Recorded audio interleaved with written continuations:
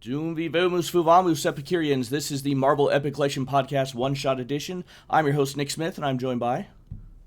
Stojr from Stojr Shelf. How's it going, Nick? Doing really well, particularly since we are participating in Kurtis Findlay's Epic Marvel Podcast Reading Club, and this one-shot is going to be our brief thoughts on today's issue, which is X-Men number 103. Oops, I don't think I got that up. There we go, X-Men 103. I neglected to write down what the title of this episode, or this Death issue Siege. is. Say that again? Death Siege. Death Siege, okay. I'm sorry. Death Siege is on the cover. The inside title is The Fall of the Tower. Yeah, I've always wondered how that happens, where it's different on either. You know, it must be the cover gets created before they see the title page, or I don't know, vice versa. Things change as these things are being made, right? Mm-hmm. All right. Anyway, our quick recap here. Nightcrawler is saved by some leprechauns and discovers that he can become invisible in the dark. We found that out last issue, but now Nightcrawler knows it. He uses this new power to rescue Banshee, who is then able to defeat Black Tom by throwing him off the parapet of Cassidy Castle. Oh yeah, Storm also breaks free, causes a bunch of chaos, and Juggernaut jumps off the parapet after Black Tom like a simp. Stojr, your thoughts? Look, this is a good action-packed issue. You get to see Storm cut loose. You get to see Nightcrawler play with that image inducer and jump around as Professor X.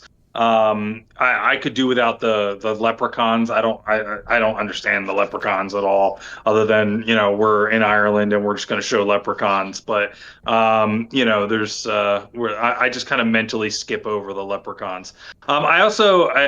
I know the Eric the Red stuff where we've read ahead, so I know where it's going.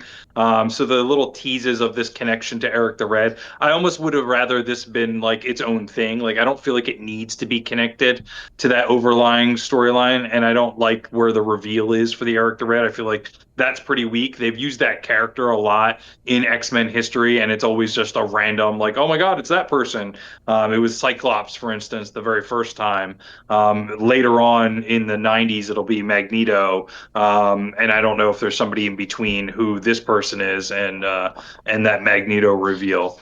So you get some good action in here. Like I said, Storm cutting loose. And that's about it. This is just a beat 'em up, fight 'em issue, which honestly is great. Like you get to see the X-Men continue this battle with Black Tom and Kane, Marco, the Juggernaut, and you get to see their love for each other. I'm shipping them. They're together because he leaps off that castle, that ledge into the ocean to find and save his friend. So, and then you get that classic last page reveal of somebody sort of monitoring something on monitors. I mean, they're and looking across different things. I don't know where these cameras are placed for people to be able to do this, but whatever it is, Eric the Red is monitoring this whole situation. Yeah, What do you think?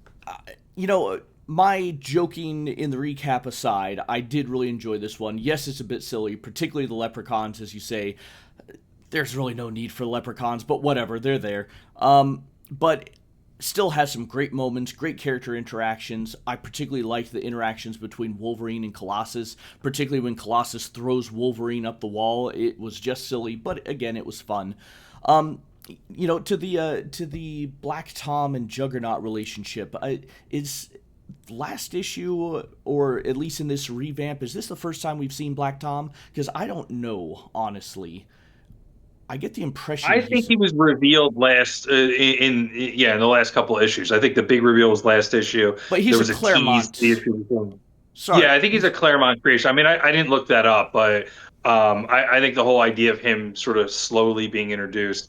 We'll double check offline and see if the first introduction of Banshee had Black Tom there, but I don't think he did. I think this is the beginning of him. yeah, I just can't remember. And so, seeing this close relationship between Black Tom and Juggernaut, and I know that continues for many, many years, and that's fine. I just wish I knew where it started, because I don't think we haven't got. I mean, Juggernaut's an established villain. He's been around for a long time. Yeah. So where did they become besties? When did they get into that bromance? Well, I don't think we know. Somebody correct us in the comments, right? Jump in, tell us why we're wrong. Tell us, the hey, we missed X-Men number 22, and this is where all this happened, because we don't want to extend this podcast too long and have me turn around and pull it off the shelf.